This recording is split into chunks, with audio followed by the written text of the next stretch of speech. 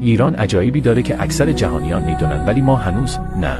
اولین افرادی که شیشه را کشف کردند ایرانی‌ها بودند. زغال سنگ یکی از اصلی ترین کشفیات ایرانیان بوده. کشف قاره آمریکا به دست ایرانی‌ها و سپاه داریوش بوده است و بعداً کریستوف کلمب و واسکو دو گاما با استفاده از کتاب‌های ایرانی و خواندن آنها قاره پیمایی را شروع کردند. در واقع عبوری‌های بیرونی برای اولین بار به چرخش زمین و کروی بودن زمین اشاره کرده است و بعداً گالیله این موضوع را مطرح و پیگیری کرد. هنرستان‌های فنی برای اولین بار در ایران شکل گرفت و در آن زمان کوروش بزرگ این کار را انجام داد. کمبوجیه پسر کوروش به دلیل اینکه فرعون مصر کشته شدن 12 ایرانی را مسخره کرده بود به اونجا حمله کرد و اونجا را به تصرف درآورد. نقاشی‌هایی که روی دیوارهای مصر وجود داره نشون میده که کمبوجیه دین رو به مردم مصر تحمیل نکرده و به خدای اونها احترام گذاشته است. داریوش بزرگ بعد از تصرف بابل تمامی برده‌هایی که زیر دست شاه بودند را آزاد کرد. گرانترین کاخ به دست داریوش بزرگ ساخته شد و او به هر کارگر این کاخ تقریباً نیم کیلو طلا پاداش